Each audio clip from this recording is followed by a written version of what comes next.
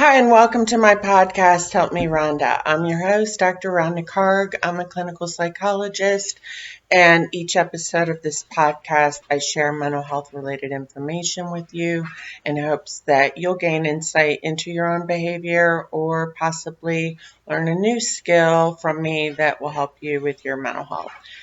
So today I'd like to talk more about making boundaries with yourself, which is a concept that I've not heard of anyone else talk about, but it is something that I practice in my own life. And what it means is that there are certain things that I refuse to do, and I refuse to allow myself to do. One of those things is bullying myself. I refuse to bully myself. I say that to myself out loud in the mornings if I need to. I refuse to bully myself. You can do this anytime you notice that you're being very hard on yourself. You can say out loud or say to yourself if there's other people around, I refuse to bully myself. I hear stories from people about how throughout the day they will say very, very harsh and critical things to themselves throughout the day. It's like a running dialogue. And you can imagine what that does to your feelings of self-esteem, self-worth, and self-confidence. So I refuse to bully myself. I refuse to be critical of the things about me that maybe are not perfect. Maybe when there's situations where maybe I have done something and I regret it. We all do things that we regret doing sometimes. I refuse to bully myself in those situations too. Instead of that, I talk to myself very compassionately. As I've said in other podcasts, you are the most important person in your life. Think about all the love that you have in your heart, all the ways that you demonstrate care and concern for other people, all the ways that you're there emotionally, you show up for other people to help comfort them. That skill set is already present. All you need to do is turn it around on yourself. And sometimes it helps first to practice making compassionate statements to people that you know. Sometimes it's easier to start there for some reason than to start with yourself. So start with someone that you know and practice being compassionate. How do you do that? You help the person feel seen, heard, and understood. You validate their feelings. You help them feel seen, heard, and understood by mirroring back to them what appears to be happening. So it seems like you're going through a really tough time today. You're very disappointed about that promotion at work that you were planning on getting. And so as a result of that, today you're having a hard day. You're feeling sad and disappointed. You're feeling afraid that your boss doesn't think that you're doing a good job. You feel shame. You feel like maybe there's something wrong with you, that you didn't get this promotion that you're expecting.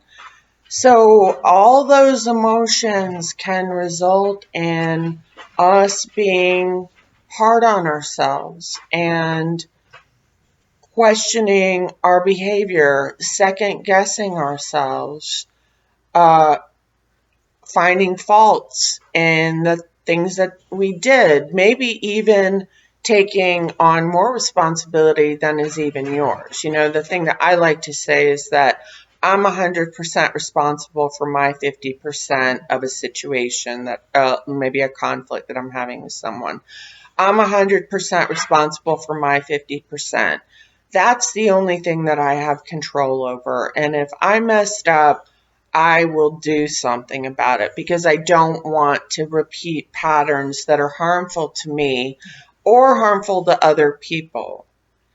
I'm about working on myself and making changes in my life. And the day that I stop working on myself is the day that I'm in a lot of trouble. It's important to recognize that, yes, we get older, but imagine ourselves, it's really more appropriate to think of ourselves like growing. Imagine a tree growing. It grows slowly. It takes time. It takes intentionality, and it takes motivation, dedication to make changes. But we're here one time. We have this life. We have this day. What are you going to do to make the most of your day today? What are you going to do to treat yourself with love and compassion and understanding? What are you going to do today to help yourself feel seen, heard, and understood? I talked about my body double, which is another skill that I developed. That's in another video you might want to look up, because at all times, we have the capacity to be exactly what we need in that moment. We can be emotional support. We can be our own biggest fan. We can be our life coach. We could be our fitness coach. We could be our therapist. But you get the point. You can give yourself whatever you need. And our brain, what we focus our mind on, how we choose to respond to things, those are the only things we have control over. Remember that you are the most important person in your life. I want you to start treating yourself with love and compassion and making a boundary with yourself that you absolutely refuse to bully yourself. As soon as it starts, as soon as you start being critical of yourself, I want you to immediately stop it. No more bullying yourself. Just by stopping that, you would be amazed at the effect that that has on your self-esteem, your self-confidence, and your mood. Because if you're not feeling shame, maybe you can experience love or joy or something else in life that's really juicy. So it's okay to make boundaries with yourself, just like you can make boundaries with other people. So thank you so much for joining me today. I appreciate your support. Thank you for liking, commenting, sharing, and subscribing to make mental health support more accessible to more people. Thanks so much. Enjoy the rest of your day.